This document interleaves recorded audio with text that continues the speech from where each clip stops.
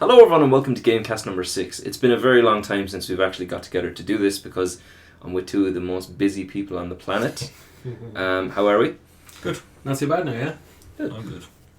So, we're going to start off very simple. What have you been playing? Nothing, I assume. Uncharted Collection. Still was free on the PlayStation Plus, so I've powered through Excellent choice. the three of them. You're through the third one already? Yeah, I'm on starting the fourth one. Excellent. I am currently at the part where you find Avery's grave in the fourth one. It's very, very early in the game. Yeah, it's only started yesterday. So What did you think of the introduction of Sam Drake? Sam Drake. I wasn't expecting it, to be honest, because there's no mention of him in the earlier games. Really, Have you played them before that? that's my first. You've never time. played Uncharted before No, that? first time. And you? Oh, I have them all beat, yeah, except for the Vita spin-off one, Golden Abyss.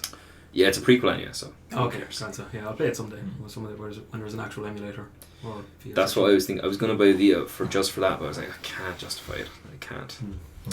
Right, so what have you been playing? I've been bouncing between two games mainly. I'm playing Darksiders 2 Death Innovative Edition. I got it on sale on Steam because I played the first one a while ago. Like my friend Paul was recommending it for like years and years, but I don't know, I always just kind of overlooked it. But then I played it and it's like this perfect mix between God of War and Legend of Zelda. It's like God of War combat with a bit of Zelda in it, but then like Zelda puzzle solving with this like high fantasy post-apocalyptic setting, and it was amazing. So I just went straight into the second one. It reminds me of the kind of gameplay style of Brutal Legend, if you remember that. Game. Yeah, it's a bit Yeah, isn't like there? Yeah, just change the character models. pretty much. Yeah. Yeah, and then really good game. I'm playing Final Fantasy VII on the Switch as well, because I've always been big into Final Fantasy VII, but I've never actually played the original Yeah. experience. I watched the movie before I even played the game, so even though I was totally lost, I loved it. So I figured I'd play the original before the remake comes out, just so I can really appreciate the remake. And it's stolen my heart. It's The original one? Yeah. It's so cute. Oh, it's amazing. And I was actually going to include this in a different video, but I'll say it now. Definitely the best named video game character of all time. Cloud Strife.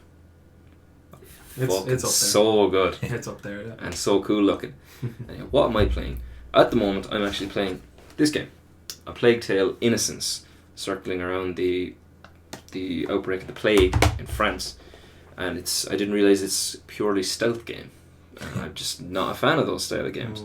It's really well made, the voice acting is poor, the level design is actually okay, the levels aren't too long and drawn out, and the enemies are, as typical in stealth games, thick as fuck, but are unreal fast and have insane strength.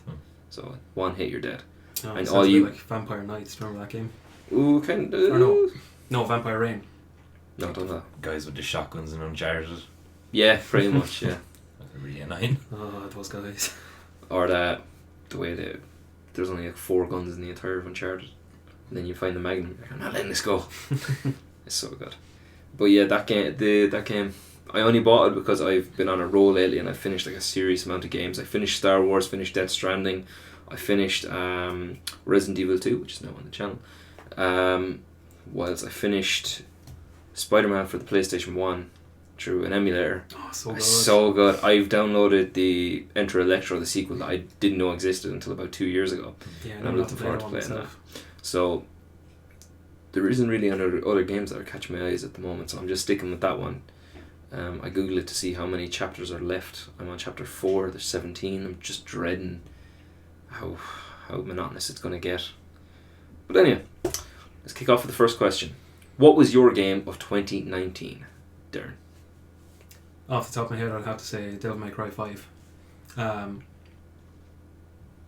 Yeah, because it's a continuation of a story that hasn't been continued since about 2003-ish. Like, there's been Devil May Cry, other Devil May Cry games. The last one came out in, I think 4 came out in 2011, and then there was the other, like... The DMC. Yeah, we don't talk about that. Yeah, but like actual Devil May Cry came out in like 2011, but the actual storyline hasn't picked up since the second one. Yeah. The second one is the latest chronologically, so this one continues after it, and yet doesn't really make mention of it at all, because like Devil May Cry 2 was hot trash. It was rushed into development, and like it introduced some cool ideas, but it was mostly really badly executed. So you play it if you're a diehard fan, and then you just never touch it again, kind of thing. But yeah, because it was a continuation of a story, and I literally didn't see it coming. I had resigned myself to a future where no Devil May Cry ever gets released again, Yeah. it blew my mind. So yeah, I'd say Devil May Cry 5. I haven't played it. Will there be another one? Possibly. I don't think there's been mention of it. Would you like another one? Obviously. I don't know. I think I might like some DLC for the 5th one, but I don't know how they're going to continue the story after it. I suppose they could continue Nero's devil hunting exploits in the future ones, but I don't know what new stuff they're going to come up with. But it'll probably be good. It'd be okay if there's another one, but I think it ended nicely enough on the 5th one. What was the game we talked about before that was like the perfect... Oh, Uncharted! With the Lost Legacy, the way they did that and ended the series on that. That was a really nice end. Something like that for Devil May Cry. Yeah, because... played it yet. Yeah, we haven't actually said anything to give it away. No spoilers, but here's the ending. No, there's 2 female characters in it, Lady and Trish, that you could play as in Devil May Cry 4 Special Edition. Nothing like that has been announced. So, and you can actually see them fighting in the game. So there is like combos and stuff they can do. People reckon that somewhere in the game's data there is whole control mechanisms for these characters. So people are really hoping for like a Ladies Night Out DLC kind of thing. Yeah. Where you get to play as Trish and Lady, and also the female character from the second one, Lucia, who didn't appear in the 5th one, but people were like, it's not Lucia's fault she appeared in the worst game. Yeah. So if she appeared in like Glorious HD in the new one, that'd be sick. So something like that would be nice, yeah. Cool. And James? The newest game I played 2019 was Need for Speed Heat. That really went under the radar. Yeah, to be honest, it's actually quite good. Gameplay was great. Storyline was cheesy as fuck. As always with Need for Speed games. And then there's some stressful moments in it. Story is basically just police chief of the town is annoyed that all these racers are getting away with everything, so he just wants to crack down on it. Cracks down on it, robs all their cars. He's trying to sell them abroad. Is he played by Dwayne The Rock Johnson? No, it's not. He's in everything. Nor Vin Diesel. Literally unplayable. Not going to touch it. Or John Cena is featured in the new Fast and Furious. But yeah, you just basically the aim of the game is just to take him down because you find out that he's doing it and you just want to flip him. But there's another lady cop, and then she basically just wants to take his position. She helps you to take his position, and then she just becomes the new bad guy. And this came out in 2019? Yeah. This is literally the first I've heard of it. Yeah. Like whenever somebody mentions Need for Speed, everyone immediately just starts like Riders of the Storm. touching themselves and going like, oh, Underground 2, so last good. few have tried to put in a decent story, but it, I actually looked up like the history of Need for Speed, and like, there's so many games that they released that you wouldn't even realise they did. Like there was a Shift 2. Yeah, I didn't know that was unbelievable. Like whenever a new one comes out, everyone kind of goes, Underground 2? No, this is the new one. But Underground 2 remaster? No. Oh, come on. I'd play that. The golden period was like Underground 2, Need for Speed Carbon, Need for Speed Most Wanted, and then Rivals. Remember that for PSP? Wasn't that just basically Underground? Garbage. What was it? Yeah. Rivals was on the PS3. Was it on the PS3? Yeah, and it was just the PSP version or PS Vita version of it, but that was just shite. Oh, fair enough. Would you be a massive fan of Need for Speed? I would, yeah. Die hard for the series. Would you rather that than the likes of Gran Turismo or? Oh yeah. Really? It depends. I do like the customization is a nice touch. But I do like sim racing games. There's another one, Assetto Corsa, which is real hardcore racing sim.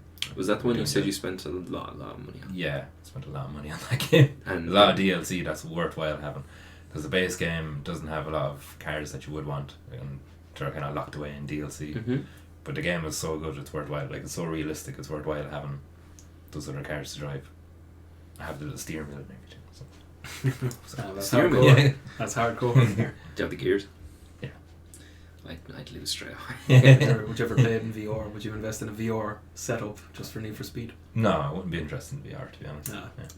I wouldn't go that in a racing game, it can easily give you motion sickness. Like if you play Wipeout, the Wipeout collection on PS4 with the headset, it's like it's cool for like 15 minutes before the need to vomit kicks in. I imagine I would need to I would get serious headaches because like even when like my contacts were too long, I'd get really serious. Burning your eyes out. Burning your eyes. When you wake up after your third day of having them in, your eyes are just screaming at you for oxygen. What would be my game of 2019? First one that comes to mind is Red Dead Redemption 2, but I don't think it actually is the game of 2019. I actually really enjoyed Death Stranding. Still haven't gotten around to it. Oh, the gameplay is so fucking Irritating. Yeah, that's why I haven't gone here. Yeah, I've been on my feet all day, so I really enjoyed it too. I haven't played it. It genuinely does feel like a day of work. Like you're like, oh god, pure grind. But for anyone who's a Hideo Kojima fan will know how batshit crazy and the meanings behind all his games and all. And there is like a load of like crap you can dive into in that game, and a load of themes, and it connects to like his relationship with Konami and leaving and feeling abandoned. And it was just, I really enjoyed it. The last hour of the game kind of knocked it up a few grades for me. Honourable mentions for 2019 was obviously God of War. I think it would have meant a lot more to me if I did play the original 3, which I didn't. I only watched them. But that was a really, really good game. I can see if there is a sequel to that it will probably take the top spot of that year. Unless it's released this year, then that's the last of Us 2. I'm going to thin down my back catalogue before I go near it because I really want to appreciate it. God of War? God of War, yeah. I played the first 3. I played a tiny bit of the PSP ones as well, but I never beat them or anything. God of War 3 is just, unbelievably good. Incredible. The God of War, it's strange because it's the one I dived in on. The other ones are really fast-paced, really like cheesy bollocks, whereas this one is like so deep and meaningful and slow, and there's a lot of like, you know, those kind of games where like they start you off here and like it looks like it's huge open world, but all the pathways connect back into this one like hub and all that kind of stuff. It does that really, really well. Like it makes it seem like this huge area is like accessible and all, but it's actually you just following a trail, but makes you feel like there's a lot going on.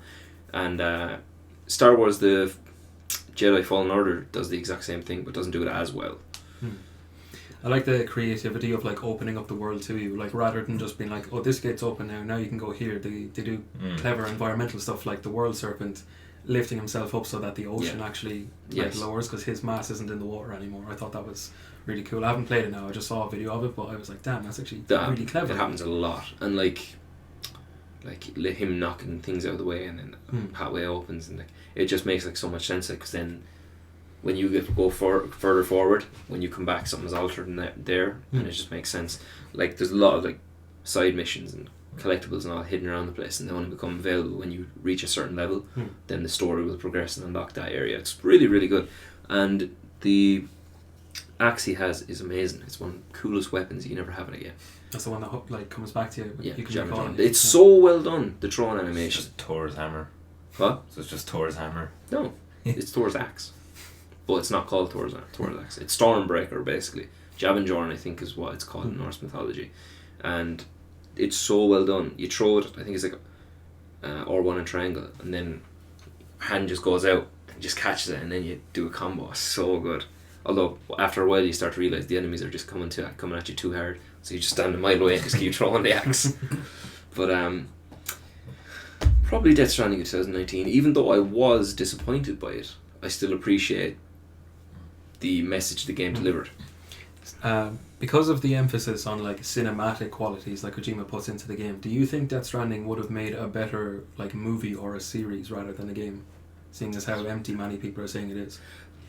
The reason why I think the answer to that would be no is because what I've taken from it is with Death Stranding, when you're playing it, you have to do all this fucking grind and shit so that you can get America back together again. And the emphasis on it was that it's not going to be easy. Like, that's what they're telling you the whole way through the game. And with the gameplay, it's not easy. So every pain in the arse hill, every mountain and all, it's actually a pain in the hole to do. Then when you get to the destination and they're like, thank you so much, you're just like, yeah, no matter. I'm just going to take a few minutes here to rest. And like, you actually physically want to go down to the restroom and take a break and all, and then your head just calms down a bit and you're like, right, let's go do this again. You go out, you encounter like the BTs, they're called, they're the extraterrestrial form. They're those weird things. Ghosty things. Yeah, and then you have the rain and all, and you like it's post simulator, but at the end of it all, you do get a very, very good ending. Even like, let's say if you're not looking into the deep side of things, it does end very nice. But you have to pay attention to like all the dialogue and all to kind of fully appreciate it. And there is like replayability, because there is like, you don't have to do every mission that's offered to you. You only have to do the ones with like the star on it, but there's like a lot of side missions, and then the more you do those, the more equipment you unlock, and if you're into that, but the game's already too long anyway, so I wasn't arsed to trade it in straight away. So we have Death Stranding. Well, do you know what? I'd say Death Stranding for its story and God of War for its gameplay. You said Need for Speed. That no one heard of till now. And you said which one? Devil May Cry 5. Right. So question 2. Name a game you instantly stopped playing and why. You probably have a good few. Advanced Warfare, Call of Duty. I remember you telling me this story. Yeah, That's the futuristic one. That's Kevin Spacey. It was like the first one with Kevin Spacey, and it was the first one. He's only in that one. What? He's but it was the first one. I mean, first one where they did the exoskeleton. Is that the one? Is that the one where he's like, "There's a good high school down here" or something? Probably, I don't know. I literally had it for, I'd say, I walked down to GameStop, 20-minute walk from, or 15-minute walk from my house to GameStop. Walked down to GameStop, bought a game, walked back to the house 15 minutes, and then I played it for, I'd say, 20 minutes, and I was like, this is a load of shite. I just walked back down to GameStop. I just went back and I was like, just take it back. Did you get full refund? That was the time where they had it where it was like, if you buy it and you don't like it, you can bring it back and just change it for something else. Yeah. What game did you get? Not that cool anymore. I can't remember. What was it about the game? Was it just the exoskeleton just wrecked your head? Just the exoskeleton thing just fried my brain. And if you stayed away from Call of Duties because of the exoskeleton I love the Black Ops games, and then Black Ops 3 came out and it was a more kind of laid back version of the whole exoskeleton thing, and it was actually done really well. I actually played the crap out of that. So. I played Infinite Warfare and I finished it, and that's the one with Kit Harington and Conor McGregor, even though Conor McGregor's in it for 5 minutes. And the character Kit Harington plays is in it only for like 10 minutes, but I really, really liked him. And then I was like, is that a good enough reason to say this game is good? It's not. No, it's not. The whole, and it was, you couldn't even say the ending was foreshadowed because it's rammed down your fucking throat what they're trying to get across the whole way through the game. And then at the end they have like this big moment where it finally happens and you're just like, you told me this for about 5 hours. Like, it's not going to make me like, it's not going to change anything. I knew this shit was happening. Yeah, they're like, oh, and you're like, no. I've been ready for this for hours. What game did I instantly stop playing? Originally my answer was going to be Dark Souls, but yeah, that's why I would. What game did I instantly stop playing? There was one actually. Do you remember Thief when that came out for the PlayStation 4? Yeah. I really wanted it like that. Yeah, I put in and I was running around, but like, I don't like. It reminded me of, do you remember like Mirror's Edge? We're just like running, and you just see the hands. Like, I didn't like that, even though Mirror's Edge isn't as bad. Yeah, but I played the demo. I only played it for a few minutes, but it was going to be hard for me to like it anyway because I'm generally just not into stealth at all. But well, not at all. But anyway, I remember playing it for a few minutes and just thinking, this doesn't feel next gen. Like I was after that was the first stealth game really for the new gen consoles, really. Yeah, like I was after playing like Killzone, Shadowfall and stuff, and I was blown away by like even little small things like rock textures, and you can actually see like your really faint boot prints on it, and the lighting and everything, just little small things. And then I played that, and I was like, this feels like it should be on Xbox 360 or PS3 or something. Killzone and Shadowfall, doesn't that kind of still hold up today? Actually does, yeah. Graphics it was a really, really good kind of the shooting's really tight as well. Yeah. Yeah, I don't know. I forget why people didn't like it that much. I think it's because I think the story elements were shit. Yeah, and it kind of shied away from the Killzone aesthetic, the real gritty, like urban, muddy battlefields, and it really did seem like you were in the kind of front line with bastards. Yeah, whereas I've ever gone back and tried to play Killzone 1. That does not hold up. Yes, I did actually. It's so bad. The Halo killer. Yeah, right. I could never get past the second mission in Killzone. The first mission just hurts my brain because the game looks so bad. What did we say looked bad the last time? God, what was it? You went, it's so bad. Can't remember. I don't know. It'll come to me like the last time when J.K. Simmons came into my head. I'm still proud of that. What's a game you usually stop playing and why? Fuck. I don't know, Darren, do you want to go first? Yeah, there was this game adaptation coming out for my favourite series of novels in the Warhammer 40,000 universe called Eisenhorn. It's about an Inquisitor, Grigor Eisenhorn.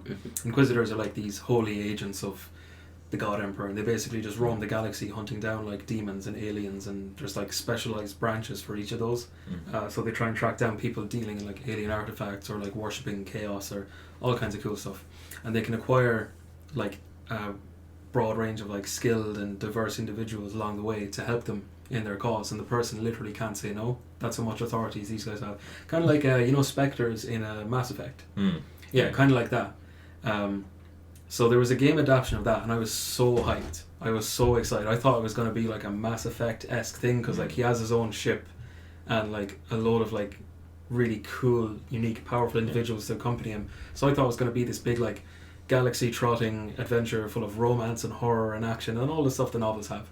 What we got was an absolutely crap mobile game with like the worst combat ever. It's like whether you shoot or attack with your sword, your stamina goes down, but it's not like Dark Souls where you can get 3 good attacks and then you have to like dance around your opponent or like dodge accordingly. Literally, like you go like and then you just kind of hang back and then do it again, and like you can barely feel the sword impacts. It's just these little like kind of sound effects, and like it was just the worst possible adaptation. The only good thing it had going for it was they got Mark Strong to voice the main character, and he absolutely nailed it. He nailed Mark Strong. Yeah, he was brilliant for it, and they nailed the lines from the book and everything perfectly. I feel bad for Mark Strong in the Green Lantern movie, because he was a good Sinestro. He didn't deserve that. Oh, he played Sinestro, did He he? played Sinestro, yeah. Oh, no way. Yeah. Like, it's been years since I saw it. In the post-credit scene, he becomes the Yellow Lantern. I remember seeing that part. Yeah, that was so cool. I remember really enjoying the movie, but I've only recently started reading the comics, and I really, really enjoy them, but I forget. Can you see why the movie... No? A little bit. I'm not deep into it enough to get why yet, but... The reason for me was just because the movie, there was absolutely like no effort put in. They just kind of went, what's working for superhero movies now? And they just put like every kind of shortcut, cheesy line, cheesy action sequence, and there was just seemed like there was very little effort. Just kind of, alright guys, let's throw this out and we'll get something started, but it just didn't work. Yeah. I'll have to give it another watch. Maybe in 3 Do you know what? Like, I'd say, I was going to say, if you pull yourself back, it's an alright film. It's bearable. Like, you won't come out of it going, Dark Knight's in trouble. I was thinking there, what my instant game I stopped playing and why is. I just answered it was Thief. Yeah. I played 20 minutes of it and I pretty much did the same as you. But I got it pre-owned, so I got about 10 cents for it. GameStop. Oh, that'll cost €20 now. We'll give you 10 cents for it. It lived up to its name then and robbed you. Yeah, pretty much. He said the thing. Question 3. What game was the most difficult to adjust to its learning curve successfully? I'm imagining you're going to pick a Souls game. Bloodborne. Bloodborne. No, any of Bloodborne. Fucking. What's the other one? Japanese one? Bloodborne Kiro. Yes. There we go. Yeah, any of the Soulsborne games, because like I'd imagine Dark Souls 1 because it was a new concept, or Demon Souls. Demon Souls, yeah. I would say Demon Souls as well, yeah, because it kind of laid the foundation for that kind of combat and exploration stuff. Demon Souls was harder though because it was less refined, but also there's bonfires in Dark Souls that act as checkpoints.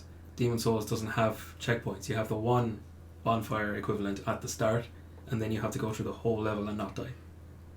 You know, there's no like picking up at a certain point or breath of relief. It's like you either do the whole thing or you go back to start and try again. Were you aware of the difficulty of these kind of games before you picked it up, or did you pick it up and then just kind of go, oh my god? I had heard about them because they were notorious for being difficult. They had so you were kind of aware of the... Yeah, but the difficulty I had in my head was like unfair difficulty, but once I got into it I realised that the only times you get messed up is because you got lazy and you didn't anticipate something that could kill you, or you slipped up in combat, in which case it was down to your own skill. It wasn't just the combat, it was actually the leveling up and stuff as well. Like generally RPGs, you start off with like crappy rusty sword, and then you get like steel sword, and then you get like super mega gold diamond magic sword. Whereas this, like, you can use the weapon you want to at the start as long as you level up with it and get good with it. Like if you bring it to a blacksmith and level it up, like people do builds around specific weapons for the sake of role playing, and they're all viable. They're all totally viable. Even if you run around naked with a stick, you can level up the stick, and you can actually still kick ass by the end of the game if you level up the right way. So there was learning those intricacies of the game as well, like outside of just combat. So in that regard, it's difficult. It's a steep learning curve, but it's so worth it. So Demon Souls. Demon Souls, Dark Souls, Bloodborne. We're gonna alright for the answer. We'll include the entire kind of the Soulsborne collection. Series. The Soulsborne series. Yeah. James. Mine's gonna sound pretty newbie and basic, but No. it is Uncharted, and the reason being I can see why. It's a great game for jumping around and doing bits and bobs like that, but the combat system in it is just rubbish. It's not really a game. It's not a combat game. It is rubbish. Just points in the game where it's Indiana Jones. where it kind of suggests you have to do it stealth, but the stealth system mechanics in it are so rubbish that there's a learning curve for how to do the game stealthily properly, and I found it very hard to you're kind of nail down stealth. Did you notice in the first game that I learned this really, really on the first game? When a wave of enemy comes and you get through that wave, don't move. Yeah. Because when you move 10 steps forward, that's when wave 2 comes. Mm-hmm. And that's why they want you to draw you out into the open and fuck you up that way. One part I really realised, and it was in the third one, that it's not a stealth game, is when you're on the ship, there's the pirate dude, what's his name again? Oh, when you're out in the ocean, the and African American gentleman. You go into like the ship's lobby, and it's like, okay, it kind of insinuates you can do it stealthily. No, you can't. You can't do that part stealthily, because then the second wave comes and then third wave comes up on the balcony. But you know, remember when you're let's say you're outside the shipyard trying to get to the ship, and you have to like jump around the docks. I managed to do that stealth, but only because it took me about an hour. Yeah.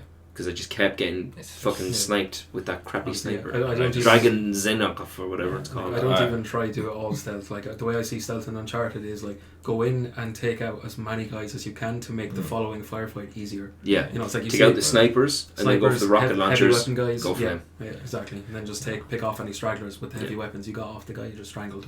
Or it took me a while to realise that, because eventually then I just said, screw it, and I just if there is some fire, every gunfight. There is some gunfights in the game where you're just kind of going, this is too fucking hard.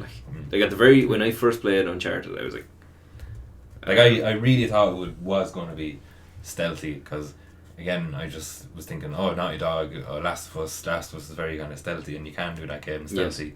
And I was like, okay, it might be the same mechanics, because it does kind of play the same kind of way. It's like but it's really light different version. But I think that's some of the charm of Uncharted, is just because it is such a run and gun kind of game. Yeah, the camera's shaking there. But yeah. I can see why, because Uncharted at times can be a fucking nightmare. Yeah. Like, what's one of the sequences? Do you remember the boat part? In which one? The speedboat part, not speedboat. What's it called? In the very first game. Yeah, the start, the opening sequence at the start. No. You're on a jet ski. Oh, the jet skis, yeah. That was a fucking nightmare for me. Couldn't do it. But I love them. I absolutely love them.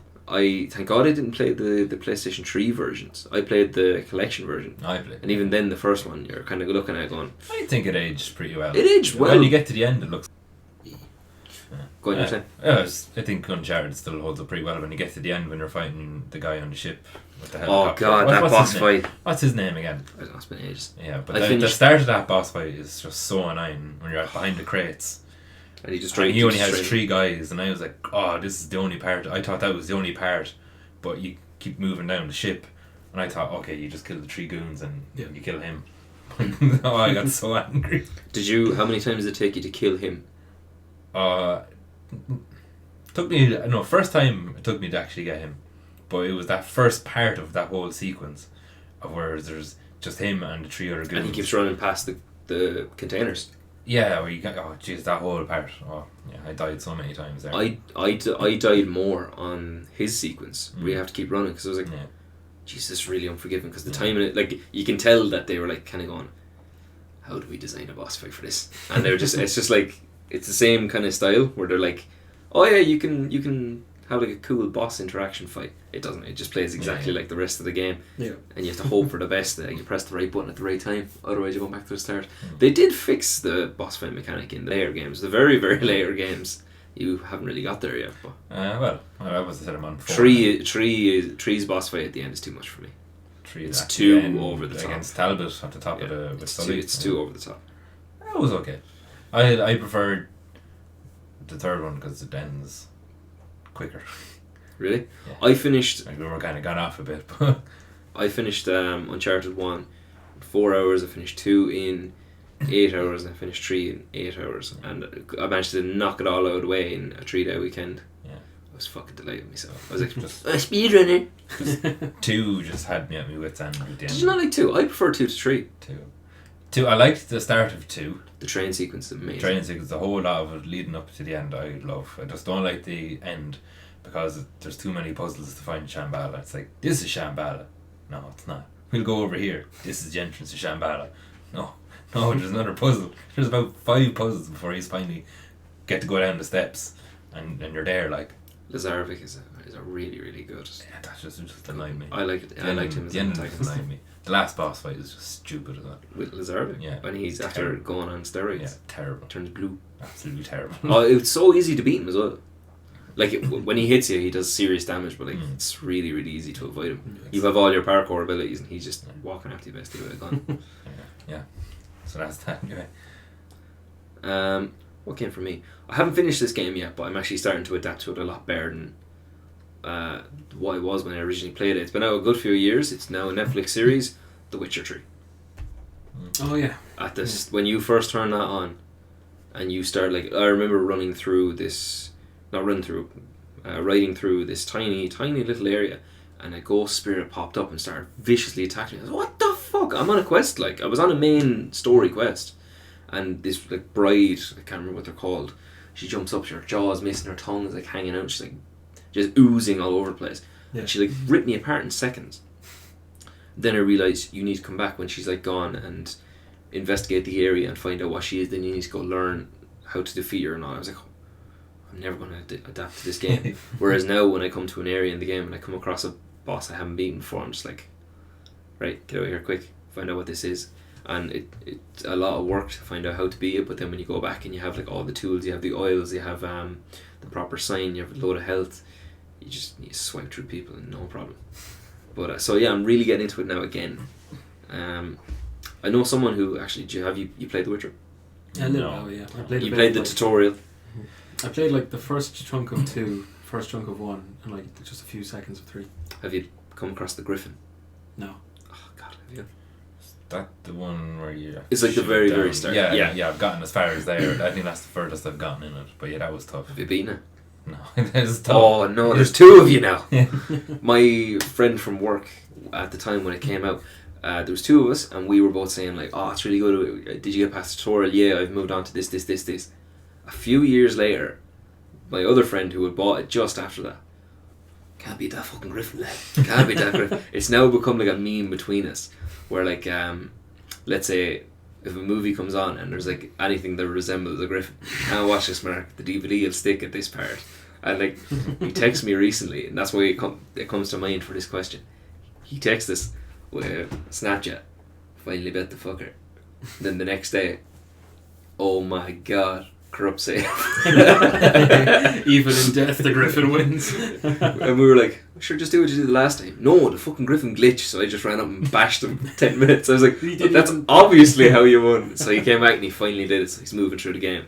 I'm not actually not far ahead of him, because for years I just neglected the game, and now I'm actually starting to get back into it in the last few months, and I'm just doing like all these stupid little side quests, which are nearly full missions, like an hour-long missions at a time.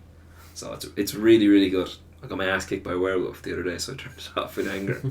But it is enjoyable when you get used to it. It is kind of like a Souls game, but more forgiving. The combat isn't nearly the same. Like I played the second one. There was a part in the start where you had to fight like a giant spider in the forest or something, and like I went up to it and I hit him with like Y twice. That's like heavy attack or something. Mm-hmm. And I hit him twice, and then I was like, come on! And then I'm waiting for an attack, waiting to like dodge roll, and I'm in for a tough fight. So he's like, oh okay, I'll just hit him again while I have a chance. Hit him again, and I just keep going. And I'm just like, oh Christ, this is the combat, isn't it? This is just, I don't even need to do combos or anything. I just have to wail on this thing until it dies. Yeah. Like the story, setting, beautiful. I was really looking forward to those aspects, but the combat just wasn't my. The running animation is the worst I've ever seen in a game. In Witcher 3, just. That's what we all give an answer for that one. Question 4. In terms of gaming, what do you most look forward to in 2020? Because this is a serious year for gaming. Not just games, but we're getting a brand new generation. That's what I'm looking forward to. Mm-hmm. PlayStation, obviously. Yeah, PlayStation. It does seem to be winning. Yeah, same. I'm really looking forward to what kind of exclusives they're going to come out on PS5. I'm praying so hard that they're going to make a Jak and Daxter reboot. You know, kind I of guarantee a Killzone anyway. That'd be- I wouldn't even be mad. they only just released Killzone. Knack 3, baby! New PlayStation. Yeah. In terms of games, though, I'd say the holy duo of Doom Eternal and Animal Crossing New Horizons. They're going to be fantastic. I'm going to be absolutely glued to them. It's going to be like half an hour to an hour of Animal Crossing, and then move on to like several hours of just absolute slaughter in Doom Eternal. That's a good ratio. That's actually really... I wasn't expecting those kind of games to come out, considering... They're both coming out on the same day.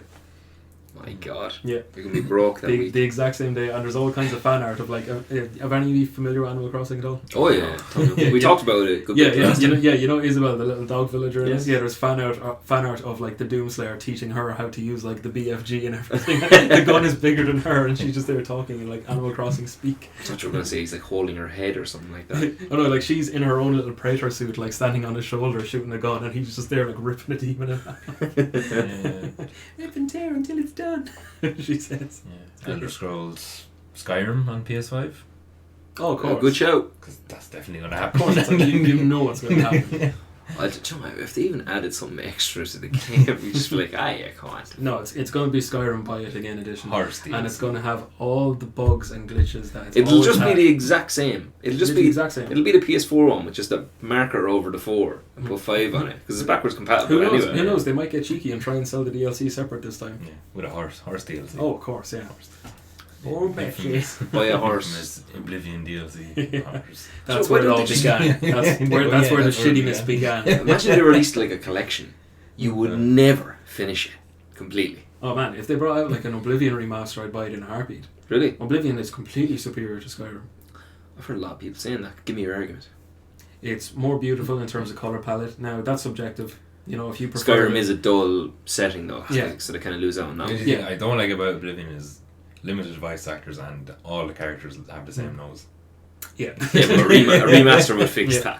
that. The music was different. Skyrim is very like like Nordic chanting and sort Love of brutal Skyrim kind of soundtrack. like almost tribalistic drum beats and stuff. Whereas Dovahki. Oblivion is Dovahki. like gentle kind of orchestra. It goes from like epic final battle kind of music to like just gentle flutes and piano and harp and stuff. It's really really beautiful. But the flexibility as well. Like Skyrim's magic was cool in that you could combine like spells and stuff. But Oblivion let you create your own spells, and there was much more varied spells with different crazy effects that you could like tweak and tailor, and it was deeper. And it had Sean Bean. Sean Bean, yeah. Sean Bean and Patrick Stewart at the very start. Yeah. One of the worst opening levels to a game of all time. Yeah. But Skyrim's combat was better, and it was much more refined in a way. But Oblivion was just more magical. I found in Oblivion as well that the world seemed more diverse. Hmm. Like I know in Skyrim it is diverse because all the races hate each other. But what I'm talking about is in Oblivion when you went to one area it was much different to the other, whereas in Skyrim the dull setting follows you, so it's kind of similar in all the ways. Pretty much, yeah. Like Oblivion, you'd have like all the dungeons are the same. The which one is the dwarven kind of kingdom? Dwemer's, is it? It has like a gold. Another It's one, yeah, their another kingdom one. is built into like a Yeah. mountainside and it's gold and has it. yeah. That was the best looking of all of them. Yeah. Like the rest of them are just like small villages with walls. Yeah, true.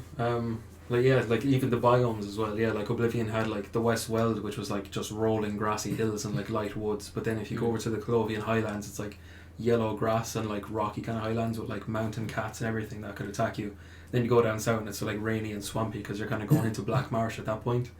And they kind of conveyed that there's like like lots of willows and like just swampy creeks And even the whole aspect of like going into the Oblivion the Oblivion Gates, yeah. Oblivion gates, Yeah, going good into those, actual- that was really cool and scary actually for the first time I did it. Yeah, that was pretty cool. Yeah, And what was the town that you went into that was on fire and Kvatch. that was fucking cool looking? Yeah, It's there's really mods. cool. There's mods to get like Kvatch restored. Like they rebuild it after the Oblivion Crisis. I like it when games do that though, when there is destruction that's left. Yeah, Like where does it happen a good bit? It happens a good bit in actually Spider-Man from the PlayStation 4 release. Happens a good bit in that. We've actually been talking about Skyrim a lot, and I know that was your bullshit answer. What is your actual answer? What was the question again? What are you looking forward to in 2020? PS5? Skyrim. No, genuinely, I would be really looking forward to that. And realistically, a decent Fallout game. But that's not possible.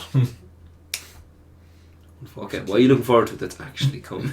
That's actually coming. Last of Us 2, Cyberpunk, Next year. Avengers. Oh, okay, I thought you meant like on next gen. Yeah, definitely be like The Last of Us 2. Yeah. I have high hopes, but I'm also very afraid. Why? Because it's such a game that's held up so high. How the hell could anyone reach it again? Or they could just blow us out of It's the in the water. hands of Naughty Dog. It'll be fine. The people that gave us Watch Dogs 1. People that gave us Uncharted. Trash. People that gave us Watch Dogs. I have more faith in them than doubt. I do too.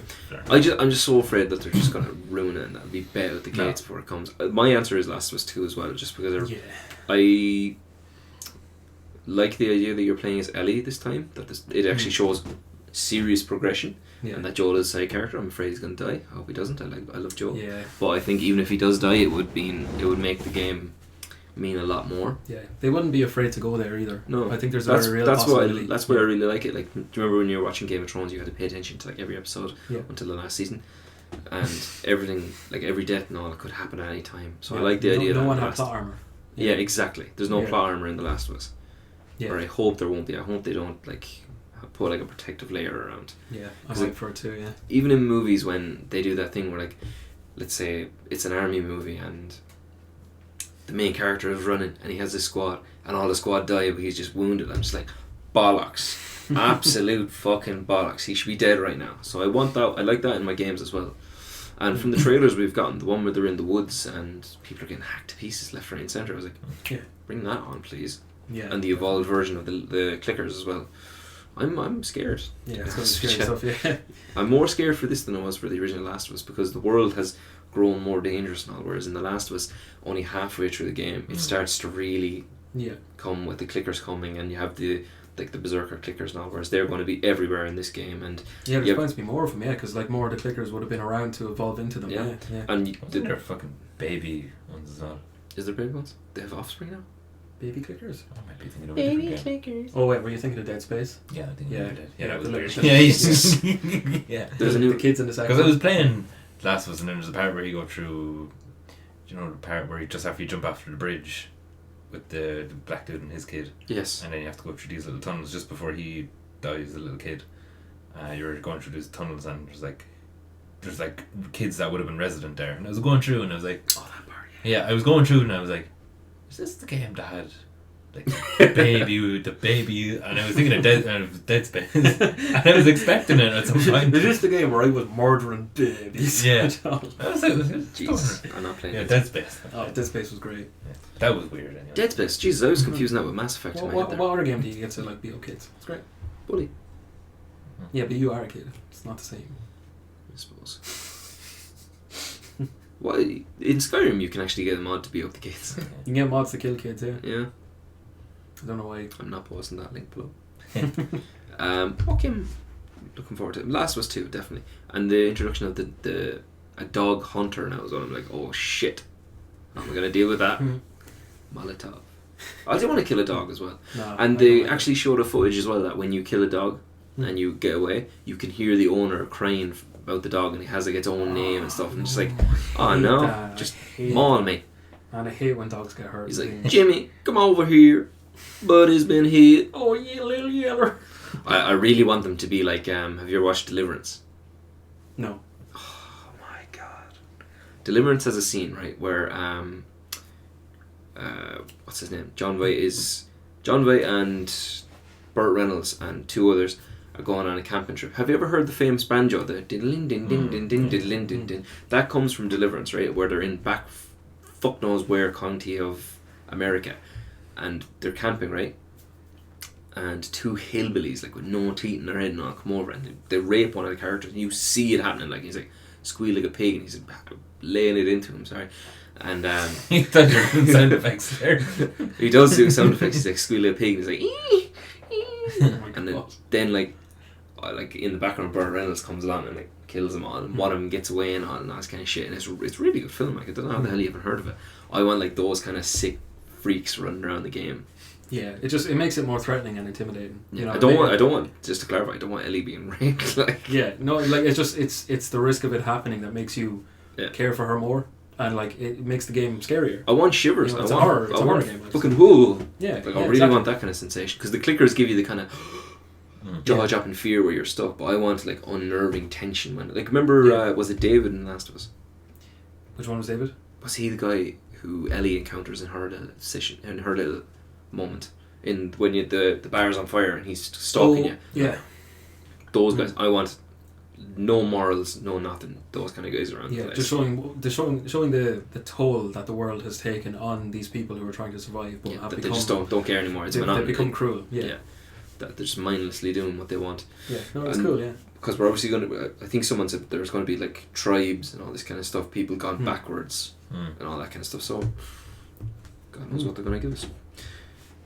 Question 5: what was your game of the decade? Is it going to be a tough one? That is a tough one. Damn. Even when I was writing that question, I was like, I don't know how the hell I'm going to give an answer for that.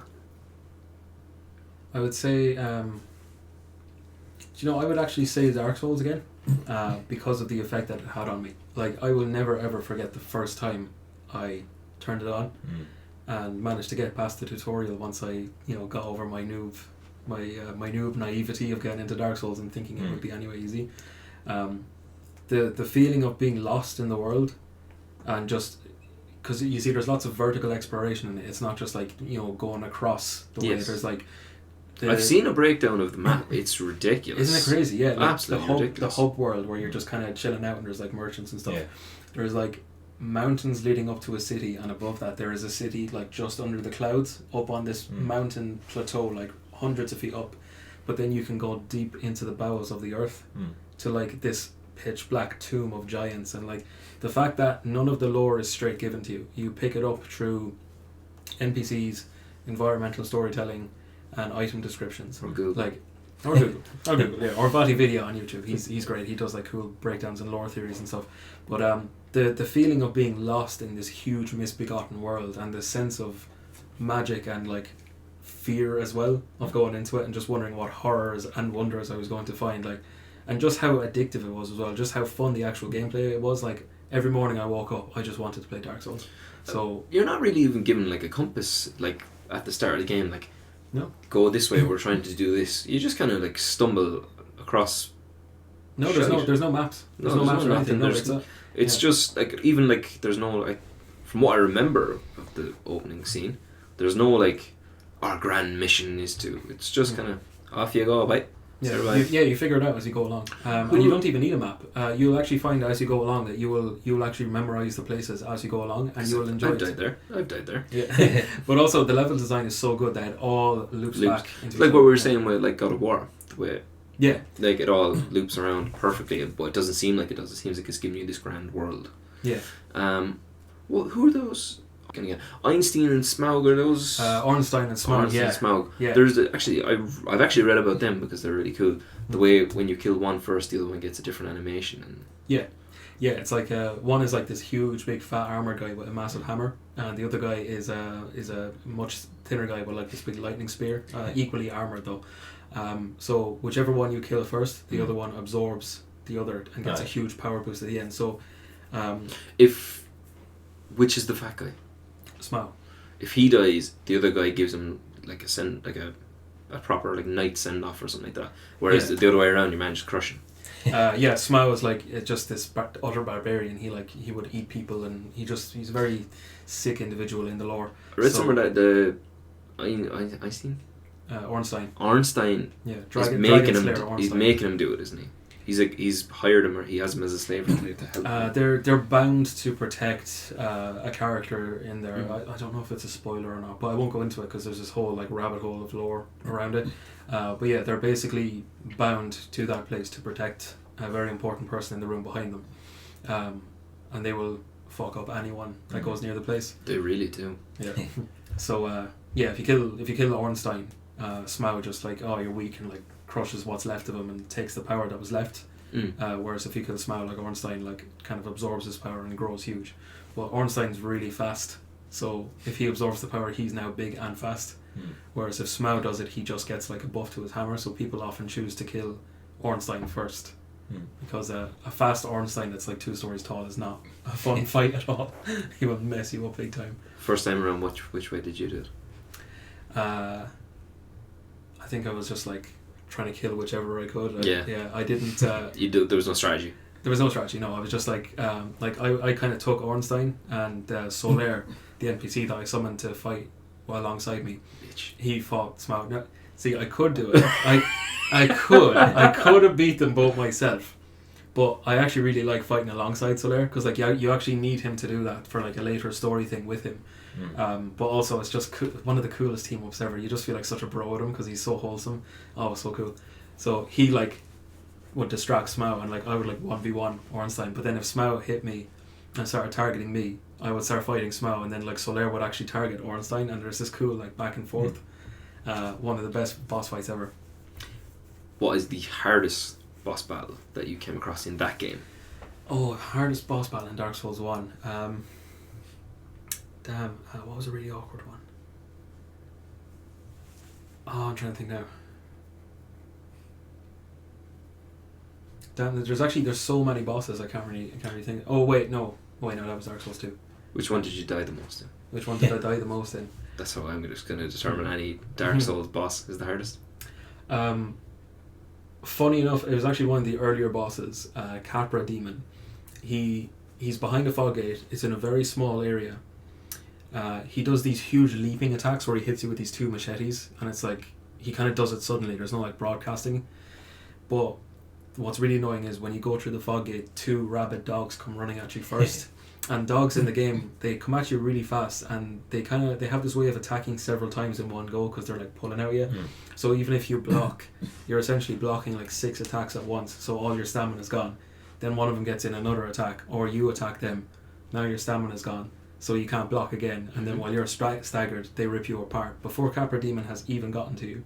Now at low levels it's a big risk, but I found out there's actually a really easy way to do it, where if you run up the stairs, the Capra Demon comes towards you but doesn't go up the stairs. He kind of like has it in his head to go straight towards you and keeps walking against the wall, so you can walk off the stairs and just drop attack him and then run up the stairs and just rinse and repeat. But you have to get through the dogs first. So even though he's actually not that hard, and Capra Demons are actually standard enemies later in the game, just because of how unprepared I was and didn't get a hang of the strategy, probably him.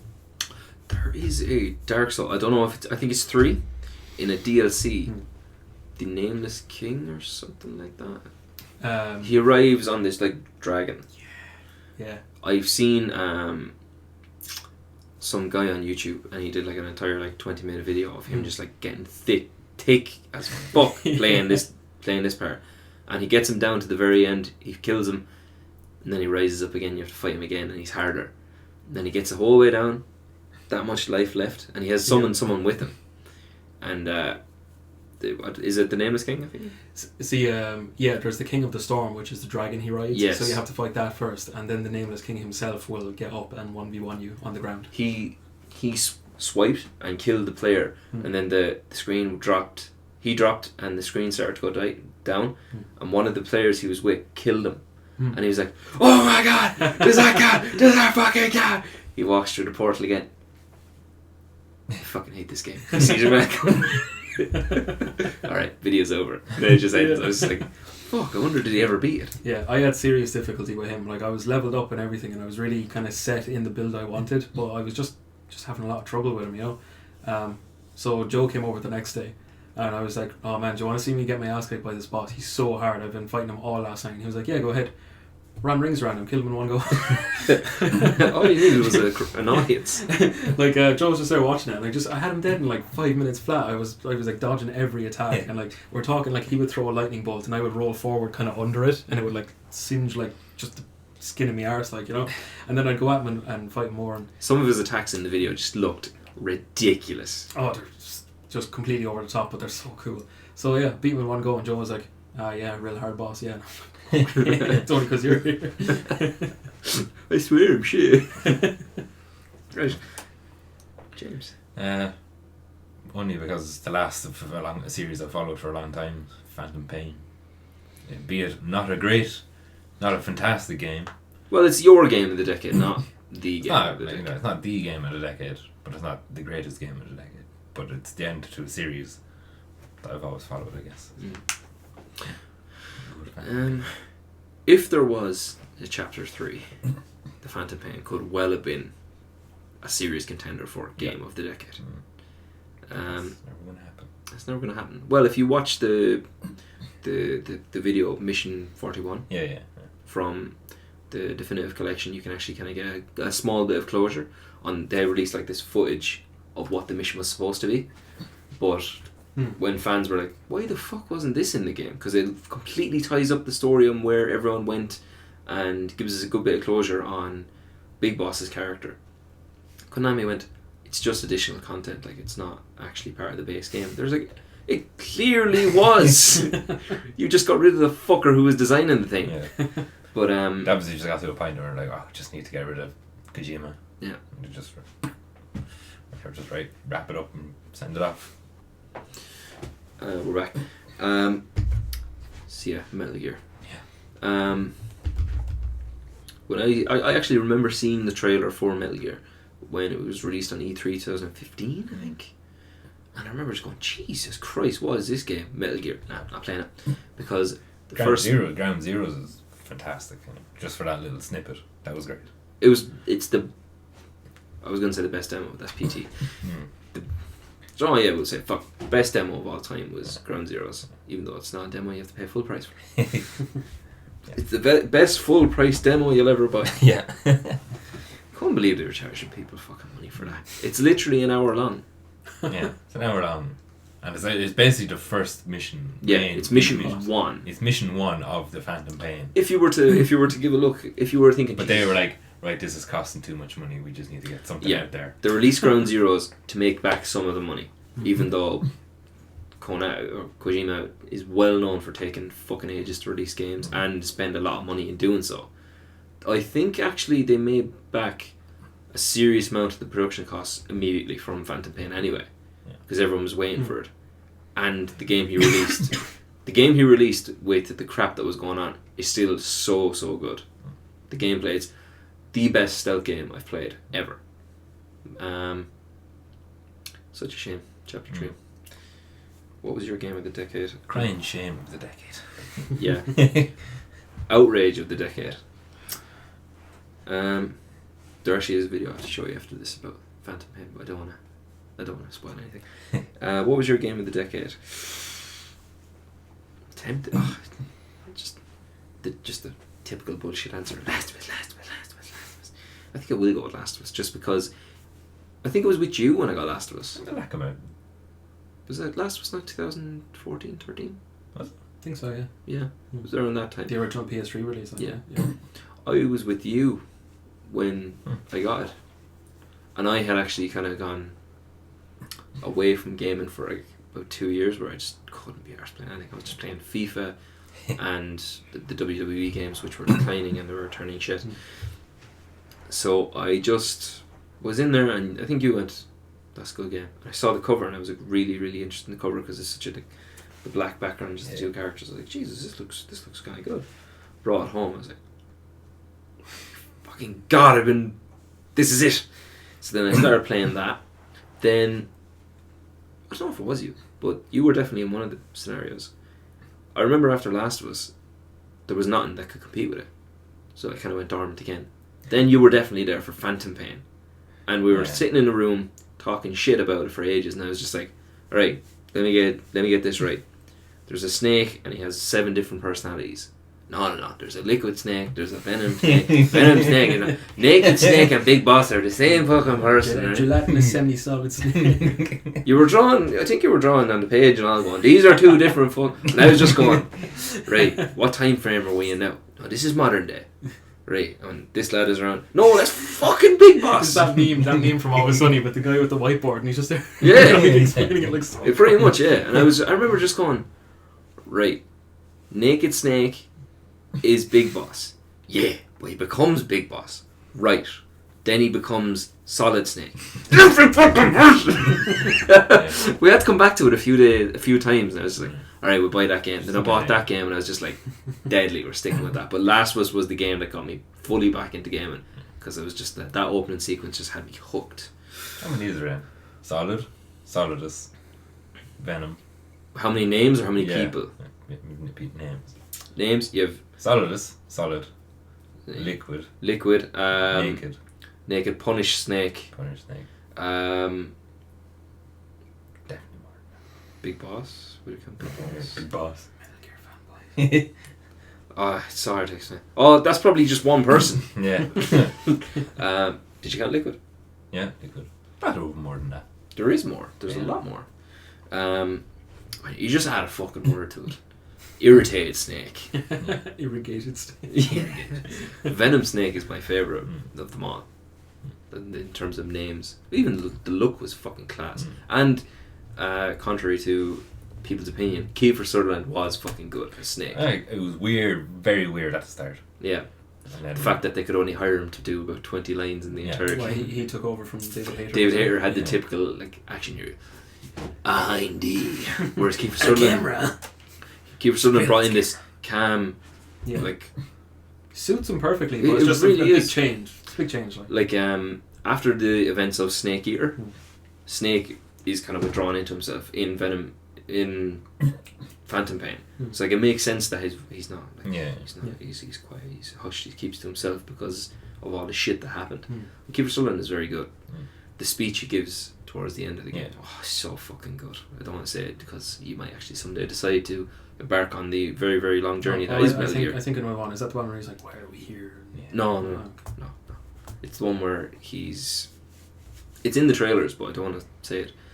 He's talking about fallen comrades, and he delivers a really, really nice speech.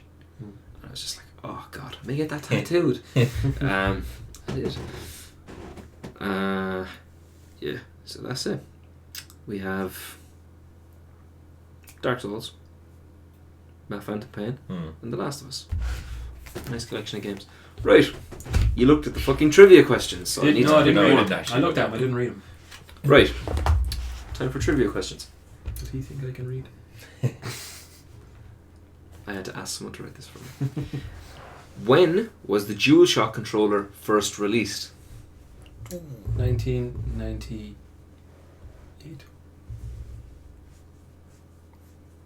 James? Gear came out in 98. That wasn't a DualShock game. 99? You're right, in Europe, 98. It was released in Japan in 97. Oh. So give that to Darren. Darren, I think it's the first one you won, because Darren, he's been back-to-back winning. Question 2. Who published the first entry in the Red Dead series? Who published it? Who published it? This got me Like interested. an in-game journal or? No, published it, man. Oh. Game publisher. This one confused me. I was like, what? This can't be fucking Feels right. like a trick question. It's not Rockstar. No, it's not Rockstar, which confused me. I thought Rockstar were fully involved. Red Dead Revolver, yeah? Yes, the Xbox game, I believe. I don't know if it released on... Yeah, it was a PS2. Was it PS2? PS2, Xbox. Where you play as... The guy you play as is called Red. Who was it? It wasn't Ubisoft, was it? No, you go. Activision. Give you a hint. They're not fucking... They're not American. They're not American. No.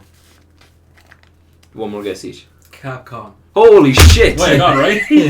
Oh my god.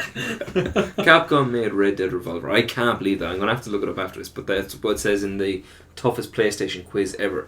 And they wouldn't lie. It's PlayStation Magazine. God, you think people just make magazines and lie? It's crazy. They don't just fill it with content for the sake of it. That is GameCast number 6. Hopefully it doesn't take as long for us to get the next one out. Thank you so much for watching. Say goodbye, guys. Goodbye. Goodbye. Thanks for having us, Jambo. No hassle at all, Jambo. Right, thank you. We will see you again. Goodbye. 1, 2, 3.